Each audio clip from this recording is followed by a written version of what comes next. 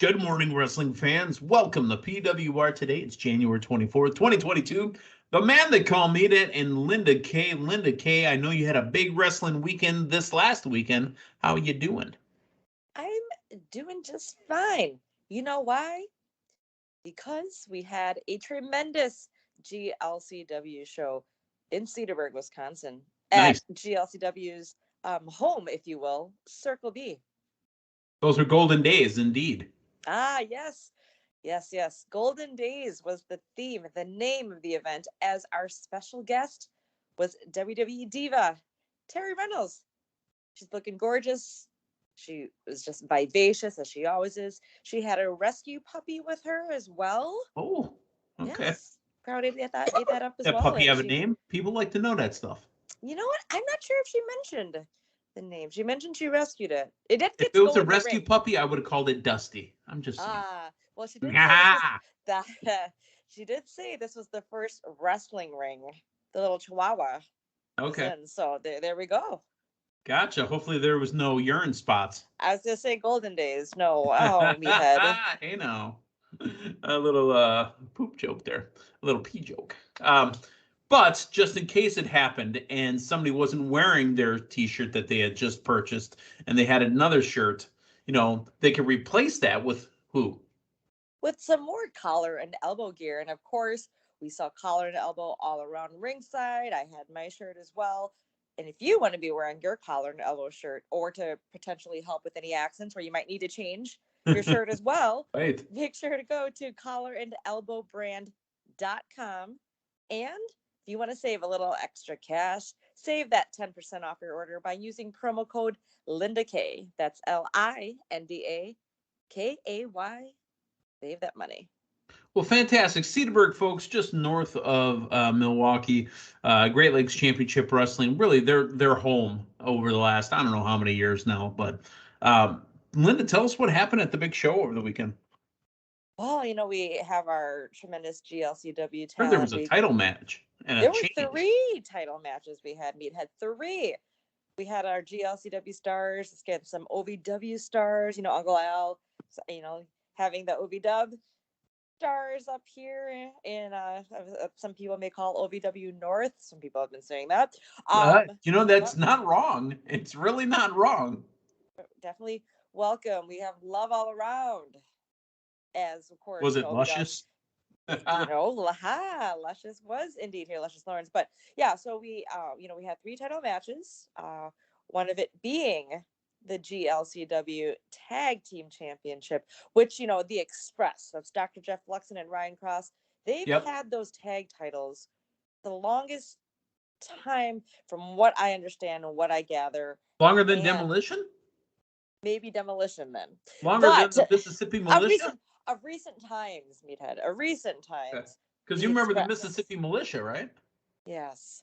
Okay. Well, of recent times, at least since I've been more involved with GLCW. How about that?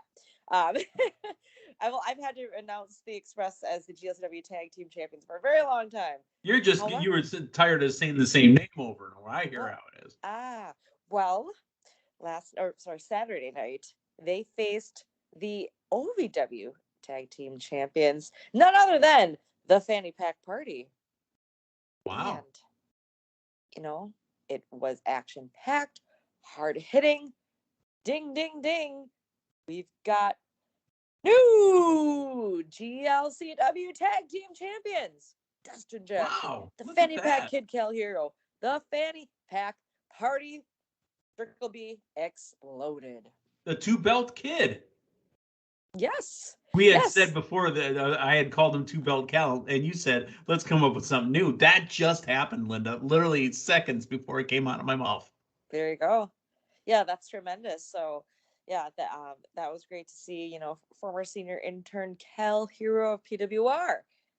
Now, well, it could be the belt collector like Kenny and start wearing them up and down his body. Mm-hmm. Exactly. But yeah, so that happened. We also had the OVW National Heavyweight Champion Jesse Goddard facing Joey Jet Avalon. Joey's been doing a lot of a lot of shows with GLCW for many years as well. Yeah. His shovel came into play, and it ended up being a DQ in the match. But Was Earl Hebner involved? no, Earl was not there this time. However, right now it looks like they will be getting a rematch when GLCW returns to Circle B next month on February 26th. If you want to pencil that in, Saturday, February 26th, GLCW returns to Circle B. And then also our main event, our current GLCW heavyweight champion, Backwoods Brown. He was facing the OVW Kentucky State champion, Luscious Lawrence. There you go. It was Luscious. Yeah, so there was some shenanigans that took place. So it was a no contest. However, we had Kal come up to help save, and Dustin Jackson come in to help save Luscious as well. And Luscious helped them out after they won the tag titles and were getting attacked. Yeah. Looks like we will be getting some more title chances, rematches, if you will. It sounded like a shenanigan-filled kind of card. Yeah, we had a great hot crowd. Again, Terry Reynolds came in after and said some kind words about Dave and Kal and GLCW, and it was a really fun show.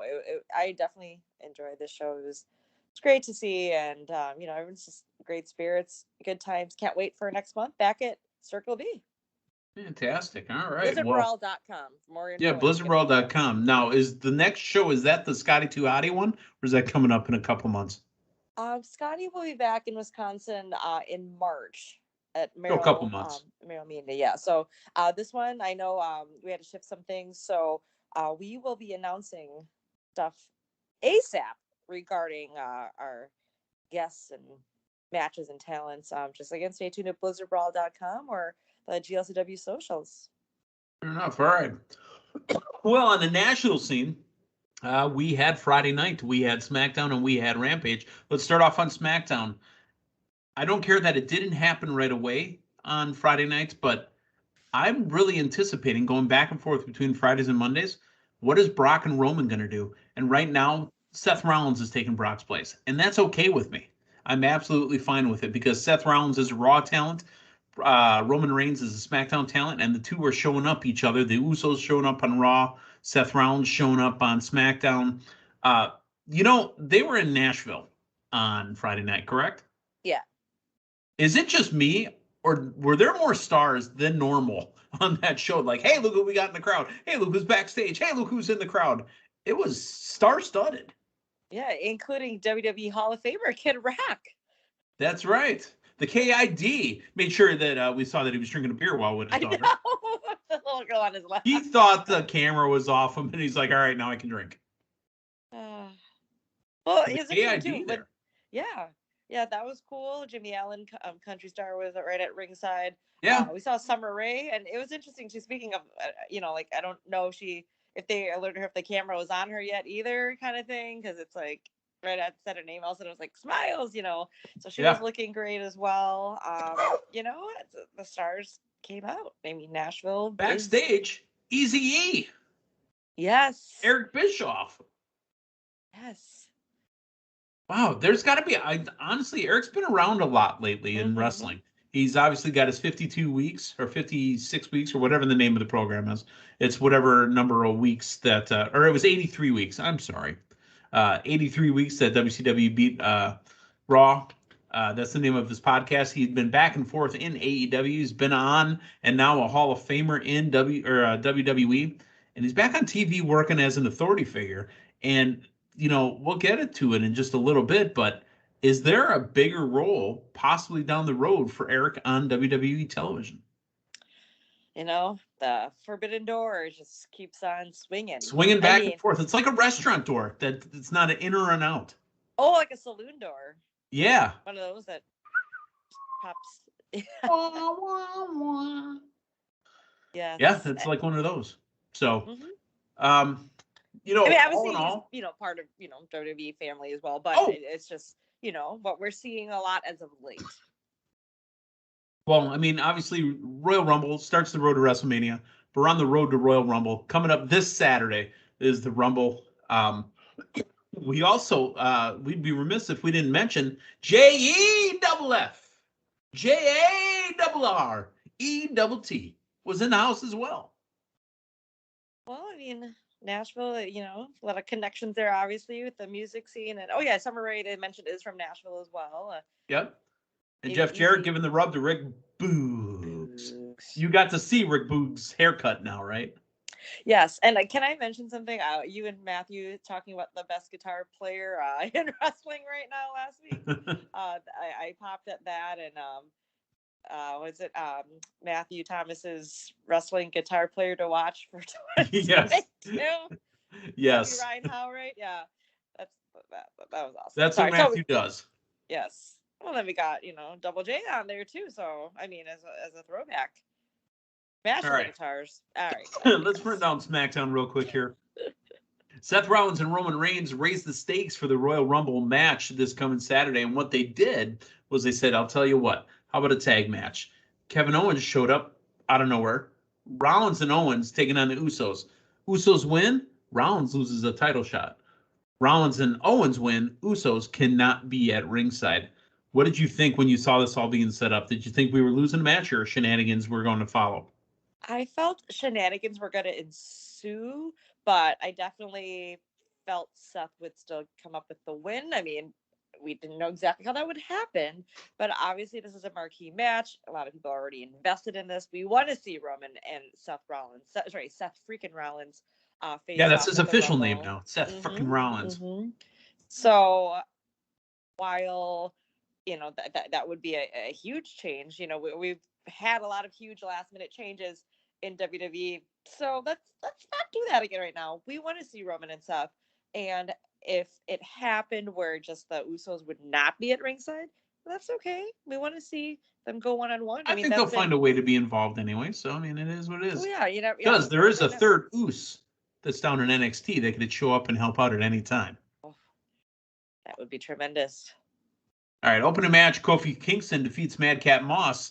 Now, you thought that maybe Kofi would be solo by himself against, Madcap and Happy Corbin in the background, but if y'all want to go big, then let's say it. Here comes Big E out of nowhere. That Forbidden Door inside of WWE is swinging back and forth because, I mean, look, Rollins, Owens, Big E now is on a different show. What happened to the draft? That, I mean, that already shifted gear months ago, with just the different changes. There's been releases. They haven't flashed back much to that draft. There's been a lot of changes since then, but I like that swinging door open. That's all I gotta say. I guess. Aaliyah defeats Natalya by disqualification. Now,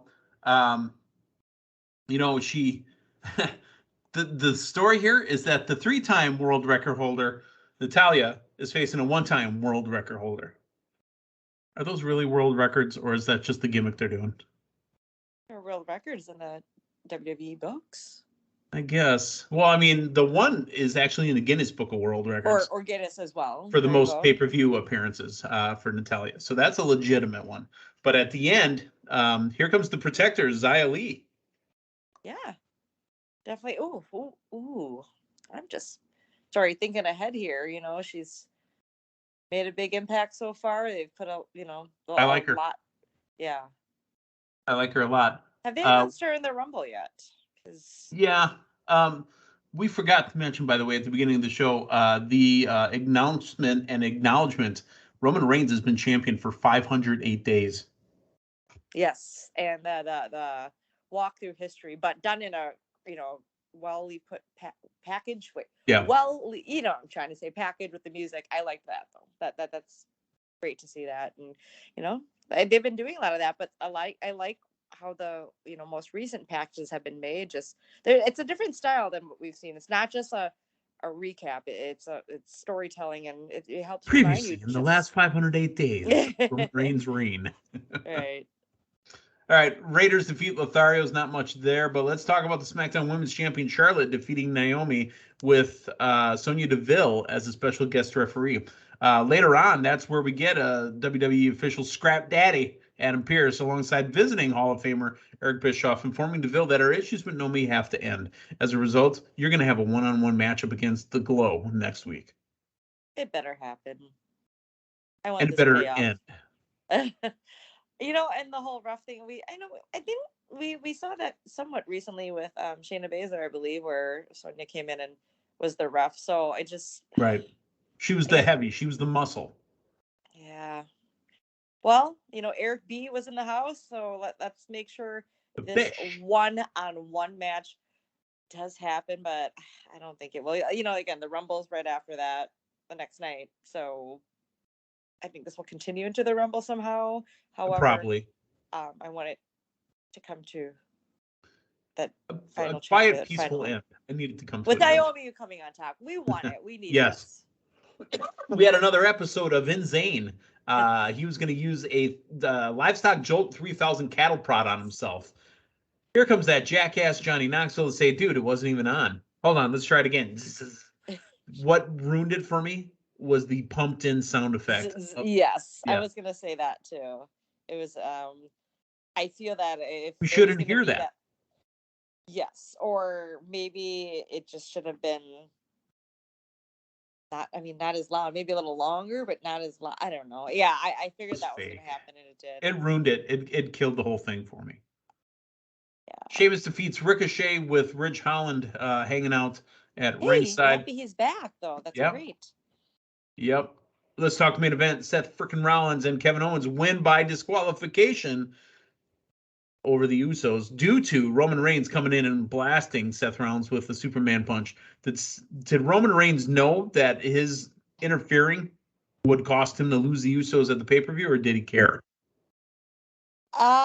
It looked like he cared once he was walking up the ramp, but so he wasn't smart enough to know that's what he did. Yeah. Which, man, it's almost like the reverse of, remember where Seth would a couple weeks ago was doing the DQ to therefore save his. I think it was Seth. No, it was Kevin Owens was the one that tricked Seth Rollins. There we go. Yeah. So it's just kind of like, did you not think like that would still give him the win, because it was something kind of recent. Maybe these things are happening without us, legal counsel. Let me ask you this too, Linda. Did you pay attention to the Usos shirts? Those are the Bloodline shirts. I even paused it and tried to zoom in a little bit. It looks like there's no Paul Heyman on him. It's like he's ghosted out. So he wasn't just X'd out. I wasn't X'd out, no. But it looks like it's still there at the table in the exact same manner, just no Paul Heyman on it. I guess I didn't look hard because I know they've been putting the X over his face. Yeah. No, I think there's new ones with him ghosted out. Maybe I was wrong. Look at it again, but I thought it was kind of interesting. Interesting. All right. Let's move over to AEW. And you had to know after what happened on Dynamite that the opening of AEW Rampage was going to be Jon Moxley coming through the crowd. John looks like he's going to rip someone's head off. I mean, he looks absolutely jacked, okay? But seriously, if you said something like, hey, man, the Bengals suck, dude, he's going to rip an arm off. Ooh, I wouldn't say that, given what, what had happened, what had been said. Right. That snuck in there through the live. Yeah, he dropped an F-bomb on live TV. Well, that guy had it, coming. I hope he did get escorted out too.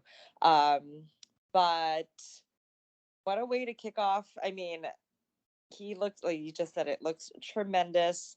Happy that he's back, looking good, feeling good, and having his match against Ethan Page, cool. But I too agreed. I know you guys talked about it last week too, that obviously Moxley would come up with that win, but they were just feeding Ethan Page right to Jon Moxley. Yeah. That's what happened. And to Ethan Page's credit or detriment or whatever you want to call it, he didn't tap out. He just passed out. Mm-hmm, yeah. Woke up, and the commentator said, I don't think he knows where he's at. He's like, why is Moxley's music playing? What's going on? How old is his cheese? Yeah. That's how that match went for him.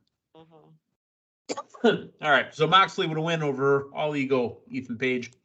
Trent Beretta took on Nick Jackson. This was supposed to be a tag match. Young Bucks taking on members of the Best Friends / Chaos / I forget what the other name was that they had, but there was some health issues with Matt Jackson. So Nick Jackson took on Trent Beretta, and you know what? It was supposed to be Roppongi Vice versus the Young Bucks. Right. medical protocols. Basically, I believe it was Romeo Kid that was in COVID protocol. Oh, Rocky Romero. Rocky Romero, that's what I meant. Okay. But yeah, I was trying to think of that tag team name too. But thank you. I just said it. It popped in the top of my head. Roppongi Vice. Mm-hmm. But they have victories in New Japan over the Young Bucks. Yeah, I remember they last week them showing that footage. Mm-hmm. That was cool to see. Speaking of victories, Trent gets the victory over Nick Jackson. How about that? How about that? I want to talk about the next match, though. Linda, I'm telling you, this kid is the next Goldberg. Not because he's a big ex-football player, because he walks in, destroys people, and leaves. And, and at the end, QT Marshall came on the mic.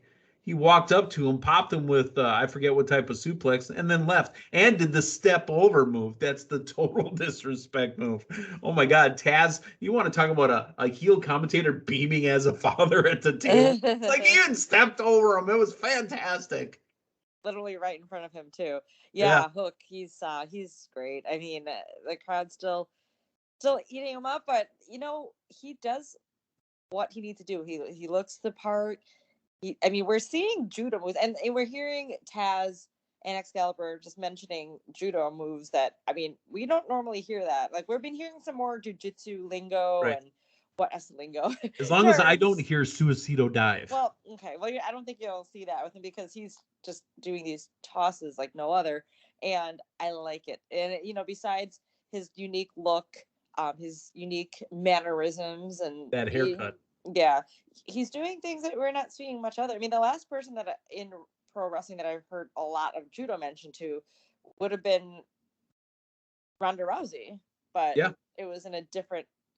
Because that was her sport in the Olympics, correct? Mm-hmm, yeah. So, but just seeing it's something different, unique, and I've mentioned to you before. I'm liking seeing some more of some mixed martial arts coming into play with pro wrestling too. If that's what they, their background is. And obviously that's what he does. He's done some jiu-jitsu as well, I believe. So great to see this stuff. And, he's still undefeated and he'll definitely be undefeated for a while, it looks. Taz had mentioned that it was actually his first live match. If you think about it, all of his matches have been on Rampage. This was the first Rampage that was live in months. So this was his first time participating in a live match in front of a crowd. I don't think they... Honestly, as a competitor, you being a competitor, I don't think the difference between, being broadcast live on TV or taped live on TV, you're live in front of an audience. It doesn't matter to me. Yeah. So, Hook with the win. He's all that and a bag of chips. Let's get to the main event. TBS Championship match. The TBS champ, Jade Cargill, with Smart Mark Sterling, taking on Dark Order's Anna Jay and Johnny Hungy on the outside. Anna Jay had a chance at this. She, to me, carried this match, but there was no way Jade Cargill was losing. Right. We got to keep this undefeated streak going. Just her getting that TBS championship, it's going to stay on her for a while. It's going to be something, or someone, I should say, I think new coming in at some point. They'll really shake things up within that whole TBS title realm. Great match. Anna Jay's great as well. But a lot of back and forth. Loving Anna Jay lately. Loving her. Oh yeah. It's great seeing her back from that injury and do her in the ring doing her thing, and her obviously being ranked up there to get this title match. Could they meet down the line again? I think so. I would like to see some more of the Jade Cargill and Anna Jay, but Jade Cargill coming up strong in the very end and then protecting her finish. She's still that. I can say that bitch. That's right. It's that bitch show. Hey, one more point I forgot to bring up from the opening match. Moxley left through the crowd again to go to the back, and he walked into Bryan Danielson. Are we getting a Bryan Danielson John Moxley match in AEW? Yes. It wouldn't have been teased like this if it wasn't going to happen. That's the first time we've seen Danielson since his loss to Adam Page. It's the perfect opponent for Danielson.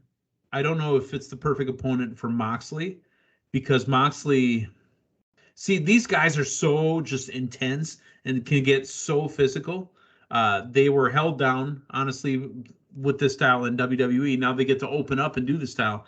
I don't want to watch these guys beat each other. I want to watch them wrestle, but I don't want to watch them beat the crap out of each other for 60 minutes. It gets too far for me sometimes, but I think they'll put on amazing matches.